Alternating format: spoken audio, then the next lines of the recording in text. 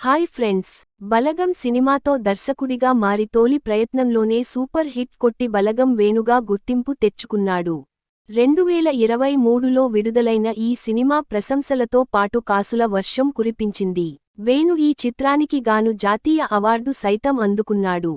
ఇక తన రెండవ సినిమాను యంగ్ హీరో నితిన్ తో చేస్తున్నాడు వేణు. ఈ సినిమాకు ఎల్లమ్మ అనే టైటిల్ను ప్రకటించారు నిర్మాత దిల్ రాజు. కాగా ఈ సినిమాకు అనుకోని అవరోధాలు ఏర్పడుతూనే ఉన్నాయి. నితిన్ హీరోగా నటిస్తున్న ఈ సినిమాలో హీరోయిన్ పాత్రలో ఇంకా ఎవరూ ఫైనల్ కాలేదు. గతంలో సినిమా కోసం సాయి పల్లవిని సంప్రదించగా ఆమె డేట్స్ ఇష్యూ కారణంగా ఈ చిత్రానికి నో చెప్పింది. ఇక రీసెంట్గా ఈ మూవీలో కీర్తి సురేష్ గ్రీన్ సిగ్నల్ ఇచ్చినట్టు వార్తలు వినిపించాయి.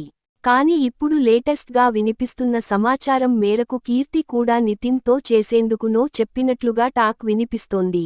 కీర్తి కూడా డేట్స్ అడ్జస్ట్ చేయలేక తప్పుకుందనే కారణం వినిపిస్తోంది. వరుస ఫ్లాప్లు కొడుతున్న నితిన్ సరసన హీరోయిన్ గా చేయడం ఇష్టం లేక డేట్స్ కారణంగా చెప్తున్నారు అనే గుసగుసలు వినిపిస్తున్నాయి. ఇప్పటికే నితిన్ తో శ్రీలీల చేసిన 2 సినిమాలు ఫ్లాప్ కావడంతో ఫ్లాప్ జోడీ అనే ముద్ర పడింది.